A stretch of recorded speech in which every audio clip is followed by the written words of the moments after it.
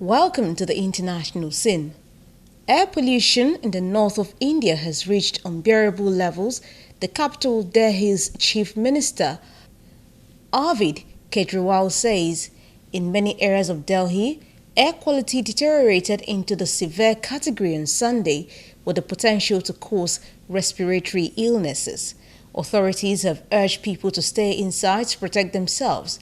Kejriwal called on the central government to provide relief and tackle the toxic pollution.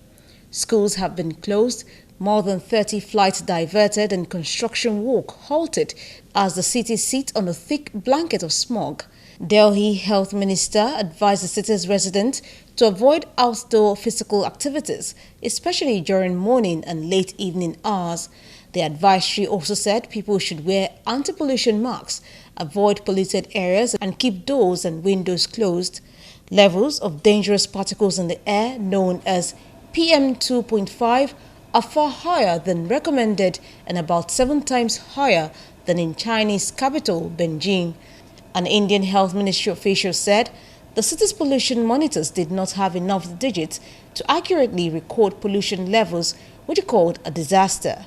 5 million masks were handed out in schools on Friday as officials declared a public health emergency, and Kejriwal likened the city to a gas chamber. The World Health Organization (WHO) says a third of deaths from stroke, lung cancer, and heart diseases are due to air pollution. Meanwhile, Turkey has warned that it could send members of the Islamic State IS captured in northern Syria back to their home countries, and hit out at European nations for their inaction over foreign fighters. Turkish Interior Minister Süleyman Soylu warned that Turkey was not a hotel for ISIS members and accused Europe of leaving the Turkish authorities to deal with the prisoners alone. We'll send the captured Daesh members to their countries, Soylu told reporters using another name for IS. Turkey has captured some escaped jihadis over the last month after it launched a military incursion in northeastern Syria. Western nations have been wrestling with how to handle suspected militants and their families seeking to return from combat zones in Iraq and Syria. The policy of many European countries thus far, notably France and Britain, had been to refuse taking back fighters and their wives, with exceptions made for children. The reluctance felt in Europe may stem from the worry that much of the evidence against any returning fighters may not stand up in court. A number of experts have suggested. But the US withdrawal from Syria and Turkish military intervention is forcing Europe to rethink its strategy, risking the risks of jihadis escaping or returning home. And finally, on the international scene, after a week stranded at seas with 88 migrants on board, German rescue ship Alan Kurdi docked in the Italian port of Taranto on Sunday following a deal among EU nations.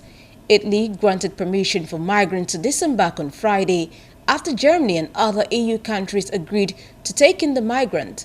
Germany and France will take in 60 migrants, Portugal 5 and Ireland 2, the Interior Ministry said.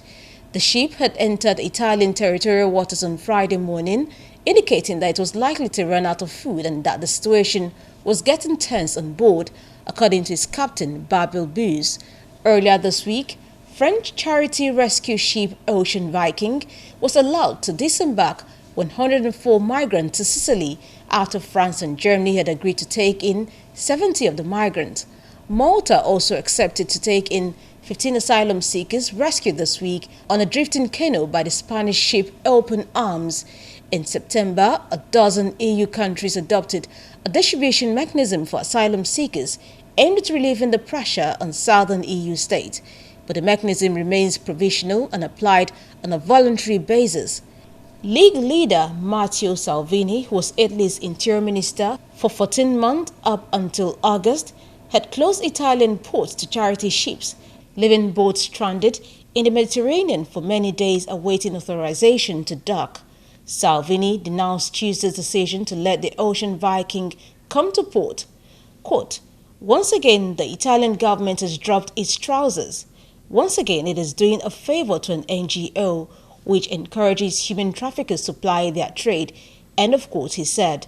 The League's decision to quit the coalition opened the door for the center-left Democratic Party (PD) to enter government. The The PD has pushed for more moderate immigration policy and has looked to Europe to help share the strain. And that's it on the international scene.